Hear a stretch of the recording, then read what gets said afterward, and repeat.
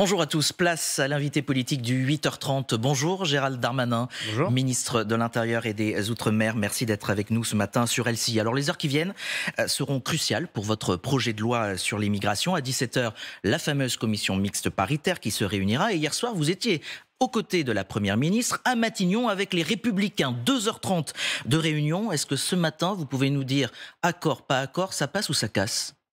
Pour l'instant, on travaille, et puis c'est la commission mixte paritaire, 7 députés, 7 sénateurs qui vont décider.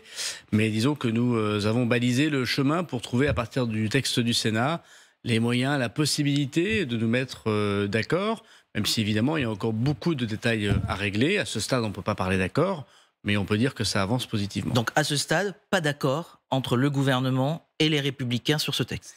D'abord parce que c'est la commission mixte paritaire qui décide, c'est-à-dire le Parlement, l'Assemblée et le Sénat, leurs délégations qui se mettent d'accord. Et encore une fois, nous avançons positivement, mais il y a encore beaucoup de choses. Il y a plus de 100 articles sur ce projet de loi, beaucoup de détails encore à régler. Disons que nous sommes plus près d'un accord que d'un désaccord. Donc vous n'êtes pas encore arrivé à ce que le président de la République, Emmanuel Macron, je cite, appelait un compromis intelligent.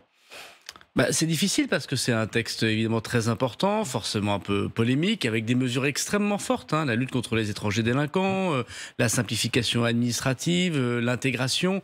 Et on voit bien que c'est un sujet qui peut être aussi censuré par le Conseil constitutionnel. Derrière tout ça, il y a des femmes et des hommes, énormément de moyens budgétaires à débloquer. Donc c'est pas un petit texte, c'est un des grands textes de ce quinquennat.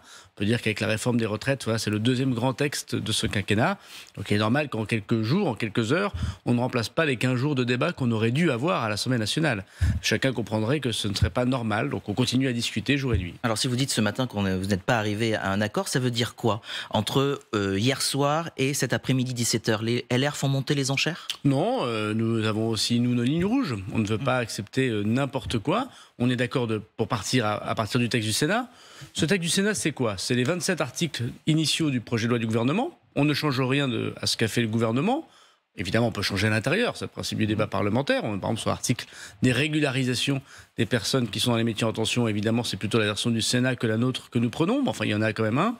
Il y a beaucoup de dispositifs qui ont été rajoutés par le gouvernement et par le Sénat lors du débat au Sénat, plus de 60 articles. Donc il faut regarder si ces articles sont bien écrits en légistique, comme on dit, c'est-à-dire est-ce que ce droit est conforme à la Constitution. Et puis ensuite, il y a des sujets beaucoup plus politiques. Voilà. Nous ne souhaitons pas avoir l'AME dans ce texte, mais on souhaite avoir des mesures extrêmement fortes contre les étrangers délinquants. Voilà, il y a des discussions autour de ça. Donc plutôt confiant. Vous êtes plutôt confiant, ministre de l'Intérieur, ce matin. Disons que je pense que tout le monde a conscience qu'on doit travailler pour l'intérêt général, pour la protection des Français, pas pour la petite politique, et qu'on ne comprendrait pas, dans une démocratie comme la France, alors que partout autour de nous, les gens légifèrent, qu'on n'ait pas un texte fort sur l'immigration, un texte ferme contre l'immigration irrégulière, et un texte qui permet d'intégrer et avoir des exigences d'intégration pour les étrangers qui viennent chez nous. Alors on va venir dans un second temps sur les conséquences politiques, on va dire globales, adoption ou rejet de votre texte, mais on va rentrer, je dirais, dans le fond, sur quelques points précis, ces points d'achoppement ou de friction, notamment avec les Républicains. Si on prend une des mesures qui suscite pas mal de réactions, c'est la fameuse mesure des allocations familiales pour les étrangers qui sont en situation régulière, on le précise bien, et faire la distinction entre ceux qui travaillent ou ceux qui ne travaillent pas et qui pourraient ou pas toucher des prestations familiales. Où en est-on ce matin? On se rappelle que les LR avaient dit « nous, on aimerait que ce soit 5 ans ». Et puis finalement, peut-être plus 3 ans, peut-être 30 mois ce matin. On entend un petit peu tout et son contraire. Est-ce que vous pouvez nous dire clairement où vous en êtes ce matin à 8h34 sur LCI? Initialement, le gouvernement n'avait pas prévu de dispositif pour distinguer les étrangers des autres sur ce qu'on pourrait appeler de manière générale les prestations sociales. Et puis les Républicains au Sénat, avec les centristes, il faut le dire, c'est pas les Républicains seuls. Donc le Sénat a décidé de mettre un dispositif qui prévoit de décaler de 5 ans toutes les prestations sociales. Alors là, il y a des difficultés, parce qu'ils y mélangent les prestations qu'on appelle contributives, je paye des cotisations pour avoir ce droit, et des prestations qui ne sont pas contributives. J'ai la solidarité nationale tout court. Alors, le décalage des prestations sociales en général par rapport à votre arrivée en France n'est pas gênant. le RSA, c'est 5 ans après votre arrivée en France. Vous ne touchez pas le RSA quand vous arrivez en France immédiatement. Et c'est 15 ans à Mayotte. Bon, ce qu'on pourrait appeler la prime d'activité, c'est-à-dire le fait que quand vous travaillez, l'État vous aide, c'est là aussi 5 ans quand vous êtes étranger. Donc en soi, le décalage n'est pas gênant. J'entends crier ici ou là des responsables de l'opposition, ce n'est pas vrai. Ces décalages existent. Nous, on ne souhaitait pas que ces décalages soient trop importants. Et surtout, on souhaitait regarder quel public on touchait et quelles prestations on mettait. Donc on a souhaité sortir de ces prestations, la prestation par exemple handicapée. Il ne s'agit pas de pouvoir sanctionner des étrangers qui seraient handicapés et de dire ils attendent 5 ans pour avoir une prestation. Donc ça ne sera pas dans le panier. Ce ne serait pas, et les Républicains en ont convenu, ce ne serait pas très humain, ce ne serait pas convenable. Une personne qui est handicapée, elle est handicapée et elle ne fait pas le choix de l'être. Alors il y a la question des allocations familiales, donc c'est ce sujet sur lequel nous discutons, c'est la prestation sur laquelle nous discutons. Effectivement, les Républicains avaient évoqué 5 ans. Nous, on leur a dit, attention, il y a des gens qui contribuent à ces allocations familiales en travaillant. Et quand vous travaillez, vous payez des cotisations, vous ouvrez des droits, et donc vous avez le droit à ces cotisations. Vous ne pouvez pas les aligner sur le même temps pour avoir ces prestations que ceux qui ne travaillent pas. Et donc ce qu'on a proposé avec les Républicains, c'est ceux qui ne travaillent pas, un décalage plus long, ceux qui travaillent, les étrangers qui travaillent, qui font vivre leur famille, qui puissent bénéficier des allocations familiales, évidemment, plus rapidement. C'est pour ça qu'il y a une proposition, 30 mois pour ceux qui travaillent, 5 ans pour ceux qui ne travaillent pas. Quand vous entendez le patron de France Fraternité, Pierre-Henry, qui hier disait « Quelle honte, Elisabeth Borne, la préférence nationale, c'est dans votre programme, la duplicité, ça va 5 minutes. » En gros, il dit, vous choisissez les mots, la même idéologie que le Rassemblement national, préférence nationale égale RN. Vous lui répondez quoi ce matin? Mais les Français qui reviennent de l'étranger, qui sont expatriés, quand ils reviennent en France, ils ont un décalage. Ils n'ont pas les prestations familiales immédiatement. Ce n'est pas une question de préférence nationale, ils sont français. Donc je pense qu'il faut qu'on arrête avec les discours définitifs et parfois excessifs. Je pense que ce que veulent les Français, c'est qu'on essaye d'accueillir sur notre sol les étrangers qui veulent venir travailler, respecter les règles de la République, et pas ceux qui viennent commettre des actes de délinquance ou profiter d'un système. Donc voilà, je pense qu'on peut y travailler. Bien sûr que ce n'est pas le texte parfait. Mais c'est jamais le texte parfait. Il n'y a que dans les livres ou dans les rêves qu'il y a des textes parfaits. La politique, c'est savoir mettre de l'énergie pour faire porter ses convictions. Le général de Gaulle disait, la politique, c'est un idéal à travers des réalités. On a un idéal, on l'a présenté, et puis il y a les réalités. Il y a une majorité relative à l'Assemblée nationale. Les Français ont fait le choix de ne pas donner tous les pouvoirs à la majorité présidentielle. Il faut le respecter, mais dans ces cas-là, il ne faut pas nous reprocher de trouver un compromis, trouver un accord avec ceux qui veulent travailler avec nous. Sur la table, pour trouver un compromis, il y a aussi ce sujet de la régularisation des travailleurs clandestins dans les métiers en tension, fameux article 3, rebaptisé 4 bis ensuite à l'issue au Sénat. Ça donne quoi là, finalement, avant cette commission mixte paritaire, et ce qui sera certainement mis sur la table de la CMP tout à l'heure? On en est où? Oui, le gouvernement et la majorité y tiennent beaucoup, et les Républicains ont accepté que cet article de régularisation des personnes qui travaillent dans les métiers dits en tension puisse exister. Pourquoi? Nous, ce que l'on souhaite, c'est être méchant avec les méchants et gentil avec les gentils. C'est votre phrase il y a quelques mois. Oui, mais c'est très important. Les étrangers en tant que tels ne sont évidemment pas un problème. Mes 2 grands-pères viennent de l'autre côté de la Méditerranée. Ils ont fait un petit-fils, je crois, éminemment patriote et français, qui a le bonheur et l'honneur d'être ministre de l'Intérieur de la République française. Mais mes 2 grands-pères ont respecté la loi. Les étrangers qui respectent la loi et qui travaillent sont les bienvenus dans la communauté nationale. Les étrangers qui ne respectent pas la loi, qui sont des tueurs, qui ne respectent pas les valeurs de la République, doivent être exclus du territoire national. Ça sera à la discrétion du préfet. Donc il faut que l'on régularise, il faut qu'on accompagne ceux qui veulent travailler en France, qui travaillent dans nos restaurants, qui travaillent dans le BTP, qui travaillent durement dans l'agriculture. Ceux-là, je pense qu'ils sont les bienvenus dans la communauté nationale. Et effectivement, ce sera à la discrétion du préfet. Et dans les métiers dits en tension, tout le monde voit qu'il y a des endroits où on n'arrive pas assez à recruter, et dans des zones géographiques spécifiques. Et puis tous ceux qui ne respectent pas les règles de la République doivent être exclus. Ce texte y prévoit quoi? Qu'on puisse régulariser la nourrice, celle qui travaille auprès de vos enfants, l'ingénieur, le serveur, le médecin, et puis qu'on puisse exclure enfin le criminel. Aujourd'hui, on est assez dur administrativement avec la nourrice, avec le salarié, avec le serveur. On est un peu tatillon administrativement, et on a l'impression que les criminels ne sont finalement pas très châtiés. Et bien voilà, ce texte y remet, si j'ose dire, l'église au milieu du village, et il permet à la fois de donner un message de soutien à ceux qui respectent les règles de la République et de très grande dureté à ceux qui ne les respectent pas. Donc ça, sur ce point, c'est à peu près réglé. On va dire vous êtes mis d'accord avec les Républicains. Alors notamment sur un point qui est très important, c'est qu'aujourd'hui, pour être régularisé, il faut que votre employeur soit d'accord. Donc si l'entreprise X, le chef d'entreprise X ne signe pas la demande de régulariser de l'employé, on ne peut pas le régulariser. C'est pas normal. C'est une sorte de domination entre l'employeur et l'employé. Donc l'essentiel de cet article, c'est de permettre, pas de faire, de permettre. On parle de quelques milliers d'emplois par an, c'est pas grand-chose. De permettre à l'employé d'être régularisé sans son employeur. Dernier point que j'ai choisi, qui était un point de friction. Vous allez d'ailleurs me dire si c'est toujours le cas après ces heures de discussion et de rencontres. L'AME, l'aide médicale d'État. Si j'ai bien compris, vous le sortez de ce texte asile-immigration, parce que cavalier législatif, ça aurait été retoqué par le Conseil constitutionnel, et vous en ferez un texte, j'allais dire, spécifique. Est-ce que, c'est toujours le cas? Quand? Surtout que les Républicains, Éric Ciotti a demandé, après la réunion à Matignon hier soir, d'avoir un calendrier précis de cette réforme. 3 petits points sous-entendus, en gros, pour dire banco à tout l'accord sur la loi asile et migration. Alors en effet, les Républicains l'ont demandé à la Première ministre, et notamment le président du Sénat, Gérard Larcher, avec qui nous avions très bien travaillé depuis le début de ce texte. Comme on l'a toujours dit, vous m'avez toujours entendu le dire, que l'aide médicale d'État, la question pouvait se poser, comme toute politique publique, comment on pouvait améliorer les choses, éviter les fraudes. Et puis, elle est très importante, 25% d'enfants y sont, donc il faut faire attention à ce qu'on fait. Et en même temps, on voit bien qu'il peut y avoir un facteur ici ou là d'amélioration, bien évidemment. Le gouvernement n'a jamais dit le contraire. Mais pas dans ce texte. Ce texte, c'est pas un texte sur la santé. Ce texte, c'est un texte sur la fermeté envers les étrangers délinquants notamment. Donc effectivement, il faut le sortir de ce texte.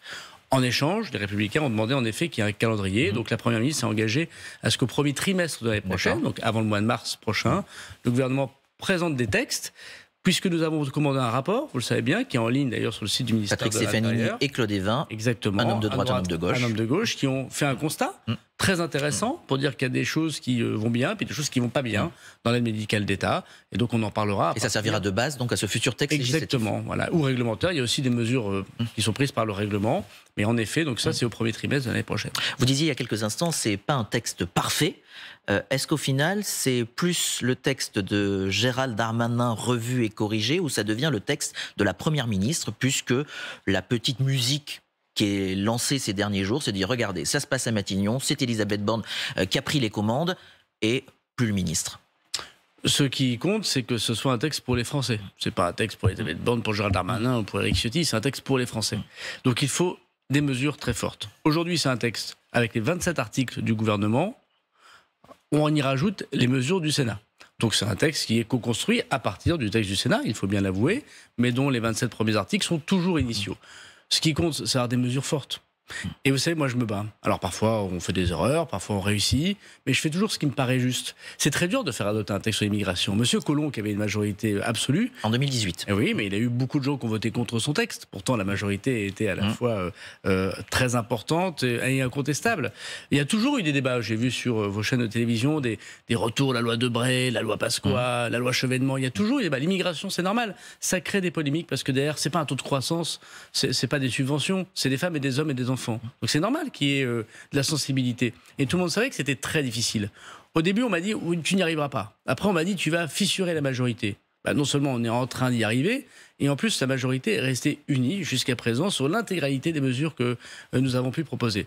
Et moi, ce qui compte, c'est que les policiers et les gendarmes, qui font un travail difficile, formidable, puissent avoir les armes pour lutter contre l'immigration irrégulière. Ce qui compte pour moi, c'est lutter contre les marchands de sommeil. Vous savez, ces gens qui, dans les centres-villes, je prends l'exemple de Tourcoing ou d'Halluin dans ma circonscription, logent dans des conditions insalubres des étrangers en situation irrégulière, et ça crée de la violence intrafamiliale, ça crée de la prostitution, ça crée parfois de la délinquance. Ce qui m'intéresse, c'est de pouvoir faire que les passeurs, ceux qui marchandent la mort, qui marchandent les gens, des enfants, qui sont payés en argent liquide pour leur commerce de mort, puissent être sanctionnés non pas en délit, aujourd'hui c'est 5 ans de prison, mais en crime, c'est 20 ans de prison, et grâce à une mesure proposée par le garde des Sceaux. Ce qui m'intéresse, c'est d'aider mon pays, voilà. Et qu'importe qui est l'auteur, quand le bébé sera beau, et on dirait qu'il a plusieurs pères.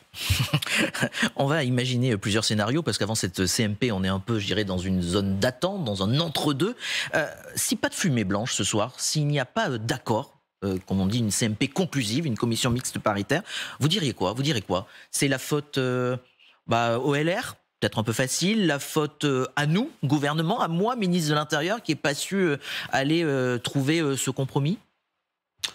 Écoutez, moi, je ne me place pas dans cette position de politique fiction, sinon je dormirais plus la nuit et je travaillerais moins. Nous travaillons et je mets toute mon énergie. Mais c'est un scénario, c'est une hypothèse avec d'autres plus que probable, enfin possible en tout cas. J'entends, mais vous êtes commentateur, c'est normal que vous commentiez. Moi, je suis acteur. Je n'imagine pas quand je commence quelque chose que je vais le rater. quand on commence un match de football et qu'on dit on va le perdre, c'est pas très bon pour le moral. Mais vous pouvez envisager toutes les tactiques, tous les scénarios du match. Non, moi, on n'est pas, c'est pas un jeu. Hein. J'ai entendu le jeu parlementaire dans les débats. C'est pas un jeu, c'est la sécurité des Français. Moi, je pense que nous serions tous très touchés. Les Français, vous savez, je pense, en tout cas, de ceux que je connais qui m'ont élu à plusieurs reprises député chez moi, je l'ai vu ce week-end dans ma circonscription.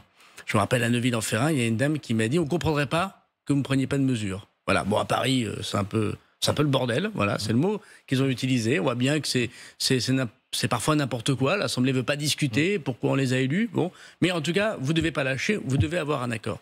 Donc moi, je me place dans cette situation. On doit avoir un accord sur ce texte.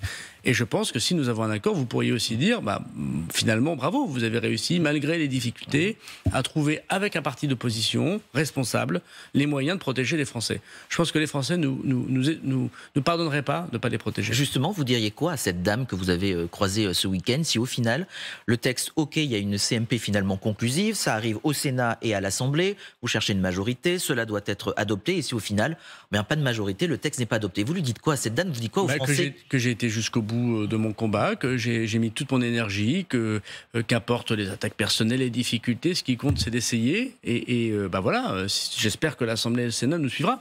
Après, vous savez, c'est le principe de la séparation des pouvoirs, on apprend ça à la première année de fac. Le pouvoir exécutif, le gouvernement fait son travail, il propose. Le pouvoir législatif, l'Assemblée et le Sénat, votent ou pas les textes. C'est leur droit le plus strict.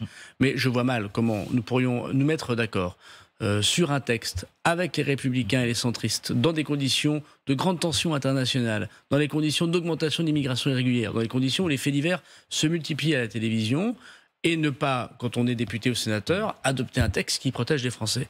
Ce serait évidemment un magnifique booster pour Madame Le Pen, qui dirait, regardez, tous ces gens qui ne sont pas responsables. Nous avons pris nos responsabilités. C'est pas facile de faire un texte sur l'immigration. Il vaut mieux faire un texte sur le bonheur en général, sur la bonne vie économique. C'est difficile l'immigration, bien sûr que c'est difficile. Je pense que nous arrivons, grâce au soutien qu'a apporté le président de la République, à la fois à aboutir au niveau européen, parce qu'on ne dit pas assez qu'il y a un magnifique projet européen avec enfin un asile à la frontière, enfin la possibilité de nous mettre d'accord tous les pays européens, ce sera voté dans quelques jours, pour pouvoir avoir une politique commune d'immigration et des mesures françaises. Je pense que la dame de Neuville-en-Ferrain que j'ai croisée, je pense qu'elle ne le comprendrait pas, que nous soyons moins disants que l'Europe. Je m'arrêtais juste quand vous dites si finalement il n'y a pas de texte sur l'immigration, ça serait un booster pour Marine Le Pen.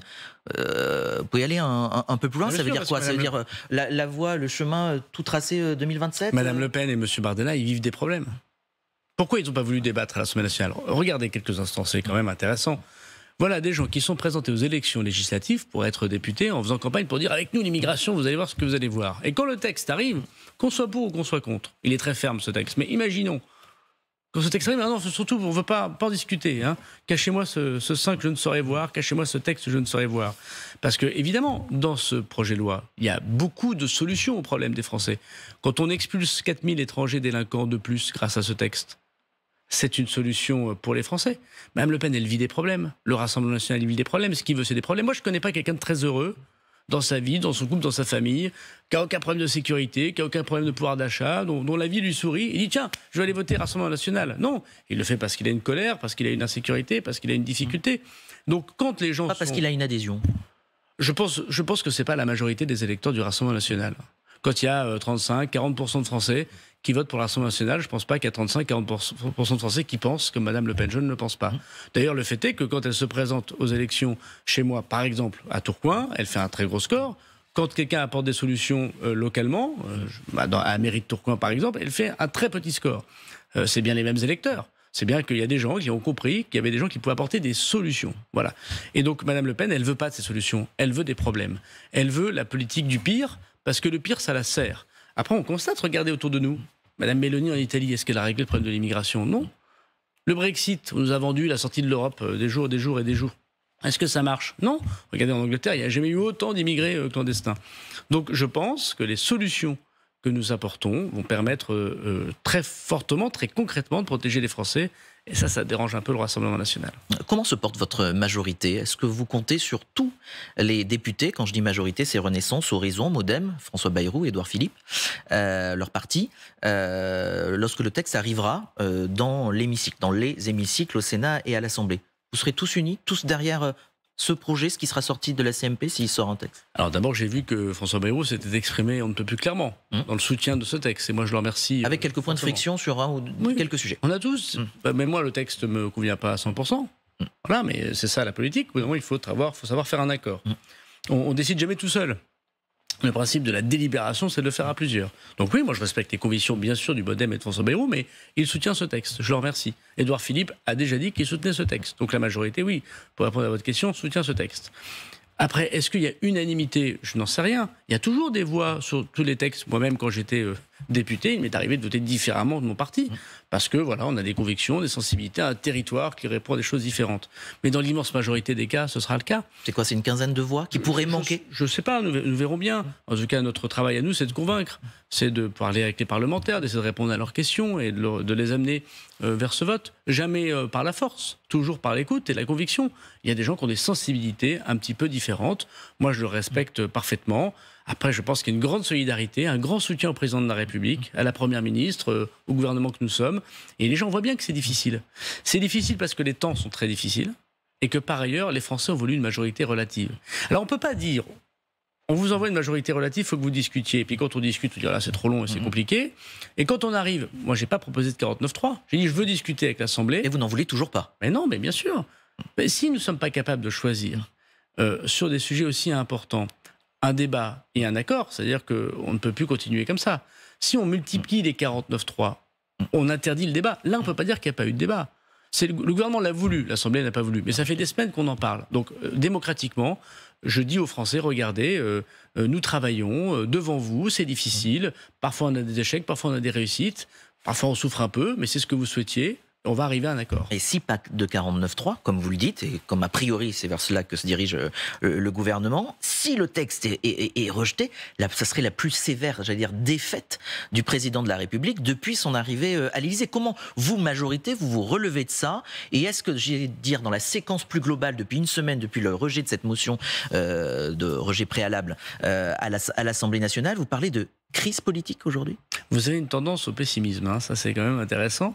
Et deux fois que vous voyez des scénarios que noirs. Bon, non, la politique c'est au contraire, se dire qu'il faut se battre pour avoir des scénarios qui ne soient pas noirs. C'est des différences peut-être. Vous êtes un peu trop optimiste peut-être. Non, c'est les acteurs, entre les acteurs et les commentateurs. Il y a ceux qui commentent le match de football et puis il y a ceux qui jouent au football. Bon, on sait tous que c'est plus difficile de jouer au football que de commenter le football. Mais je vous retourne la question. Si vous me le permettez. Si le texte est adopté après toutes ces péripéties, vous pourriez dire aussi quelle victoire pour nous tous, pas simplement pour le président de la République, indubitablement bien sûr, mais aussi pour les oppositions qui ont su être responsables, et notamment le Sénat, qui a su apporter sa pierre à l'édifice. Donc vous savez, chaque jour suffit sa peine. Nous avons un travail très important. Chacun, je crois, voit qu'on se bat. Je pense que ça, c'est très important. Montrer aux Français qu'on réussit pas tout, mais qu'on se bat, qu'on a de l'énergie, qu'on n'est pas défaitiste, qu'on n'est pas enfermé dans nos bureaux avec nos dorures en disant oh là là, on va regarder les Français se débrouiller avec leurs problèmes. On se bat. C'est pas facile, on se fait attaquer par beaucoup de gens, c'est le lot de ceux qui font des choses. Moi, je me bats et jusqu'à la dernière minute, je protégerai les Français. Et à tous ceux qui disent le en même temps, finito, pour reprendre un terme du président de la République. En gros, c'est fini la politique, la stratégie qu'a mise en place Emmanuel Macron depuis le début. C'est ce que révèle cette séquence. On ne sait pas comment ils vont réussir à poursuivre la suite du quinquennat. Vous leur dites quoi? Non, mais je ne sais pas ce que vous appelez le en même temps, mais si vous voulez me faire dire qu'il faut régulariser les gens qui bossent, qui n'ont pas de problème, et puis expulser les personnes délinquantes, oui, moi je l'assume bien volontiers, mais c'est ça, vous avez une jambe droite et une jambe gauche, vous avez un équilibre dans la vie. Alors bien sûr, moi je suis pour plus de fermeté. J'ai toujours dit que j'étais pour davantage de fermeté, davantage d'ordre, davantage d'autorité. Mais ça n'empêche pas de tendre la main à ceux qui respectent les règles de la République. La France, c'est pas un pays enfermé sur lui-même.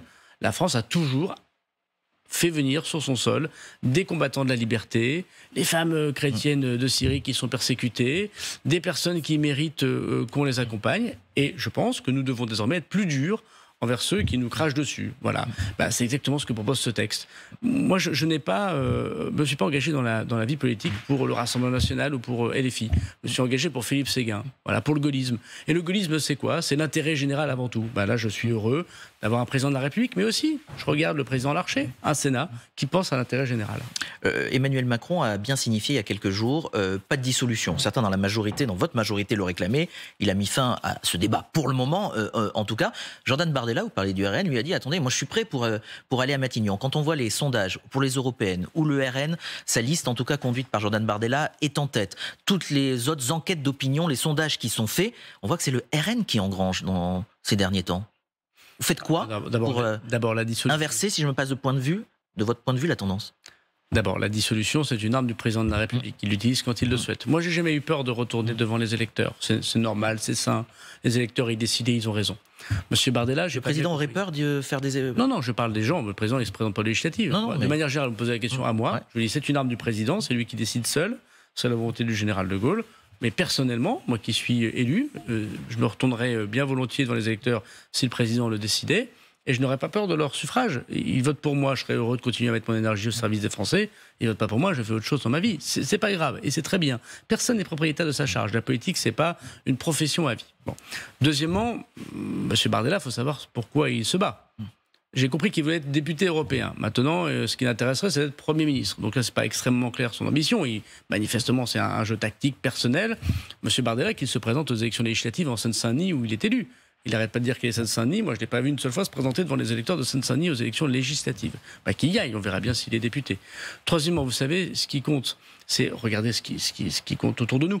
Partout, il y a de la radicalité. Partout, il y a des extrémismes qui arrivent au pouvoir. Madame Meloni en Italie, le Brexit en Angleterre, Monsieur Trump, le nouveau président argentin, ce qui s'est passé aux Pays-Bas, ce qui s'est passé en Suède, ce qui s'est passé en Hongrie, ce qui s'est passé en Pologne. Nous serions le seul pays qui n'est pas concerné, non. En revanche, on a eu un président de la République, malgré la montée très inquiétante du Rassemblement national, et je l'ai dit plusieurs reprises, qui a réussi par 2 fois à battre Mme Le Pen. L'objectif que nous avons, c'est de la battre aux élections européennes. Et on a M. Séjourné qui va mener la liste. Et moi, il faut faire campagne pour lui. Et nous espérons très fortement qu'on puisse l'emporter parce que nous sommes le seul parti européen. Les autres, c'est en dehors de l'Europe. Mme Le Pen, elle propose un Frexit. Ça n'a aucun intérêt. Et puis, deuxièmement, c'est en 2027, de ne pas laisser le pouvoir au Rassemblement national. Et oui, il y a un combat. Avec vous en 2027 ? Oui, il y a un combat contre le Rassemblement national. Le mieux placé. Moi, ce qui m'intéresse, c'est que mon parti... ce soit celui de la France et qu'on puisse éviter une France étriquée où les extrémismes l'emporteraient. Et pour ça, il faut résoudre des problèmes des gens qui votent Rassemblement national. Moi, je n'ai jamais eu de position morale pour les électeurs du Rassemblement national. Je distingue les dirigeants du RN des électeurs. Les électeurs, je les comprends et je veux leur apporter des solutions. Je constate que leurs dirigeants ne veulent pas parler du sujet pour lequel ils sont élus, par exemple l'immigration. Comment peuvent-ils expliquer que les députés du RN qui ont été élus pour légiférer sur l'immigration ont refusé 1 minute de débat sur l'immigration? C'est quand même une question intéressante. À quoi sont-ils payés? Je repose ma question avec vous. En 2027, vous aviez dit dernièrement, effectivement, vous rangeriez derrière le mieux placé. Pour l'instant, c'est l'ancien Premier ministre Édouard Philippe. Il y a un pacte tacite Darmanin-Philippe? Non, mais c'est le mieux placé. Édouard Philippe, aujourd'hui, est le mieux placé. Chacun connaît mon amitié, mon estime pour Édouard Philippe.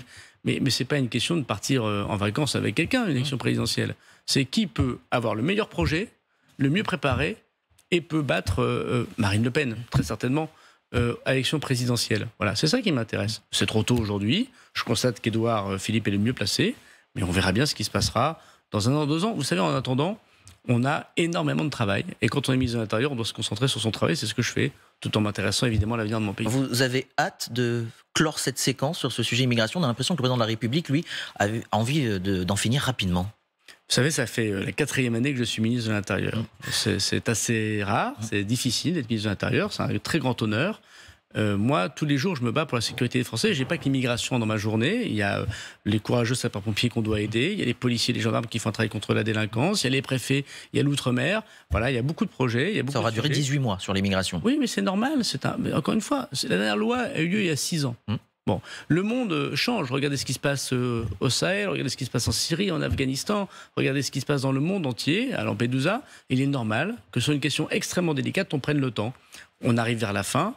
Et si ça se termine par un accord, je pense qu'on pourra dire qu'on a bien œuvré pour les Français. Dernière question. Ça m'intéressait, il y a 1 semaine, vous alliez à l'Élysée, lundi soir, pour remettre votre démission au président de la République. Est-ce que vous avez voulu vraiment démissionner, Gérald Darmanin? Ah oui, moi je suis toujours sincère, bien sûr. Pourquoi? Parce que je suis très respectueux du Parlement. le Parlement dans une démocratie. C'est pas une mise en scène. Beaucoup ont dit, oh, c'était couru d'avance, il va porter sa démission, le président va la refuser, puis comme ça permet de tout le monde sortir un peu grand. Si je l'avais pas fait, on aurait dit, alors voilà, il reste prétentieux, accaparé à son poste. Moi, je ne suis pas propriétaire de ma charge. Voilà, je ferai, je pense que je ferai honte à ma fonction si lorsque le Parlement s'exprime, je n'en tire pas de conséquences. Moi, je suis un démocrate profondément, je respecte le Parlement. Le Parlement s'est exprimé et il a voté une motion de rejet. Je le regrette profondément. C'était un calcul politique. Mais je pense qu'il faut en tirer des conclusions. Sinon, personne n'est responsable de rien. J'essaie d'être un homme d'honneur. Voilà. Après, le président de la République, c'est lui qui nomme. Donc c'est lui qui, c'est pas le Parlement qui nomme. Le Parlement donne ou pas sa confiance. C'est le président de la République qui nomme. Il a souhaité que je continue et je le remercie. Mais indépendamment de ça, non, c'était tout à fait, et comme toujours, très sincère. Vous savez, on peut m'aimer ou pas m'aimer, mais je suis toujours sincère et je suis toujours honnête avec moi-même. Moi, je peux me regarder dans une glace et dire aux Français, dire aux parlementaires que quand ils disent quelque chose, ça n'a pas aucune conséquence, ça a toujours des conséquences. Merci beaucoup Gérald Darmanin d'avoir été notre invité. On l'a bien compris, compte à rebours, qui est bien lancé jusqu'à cette commission mixte paritaire et on verra ce qui se passe dans les assemblées.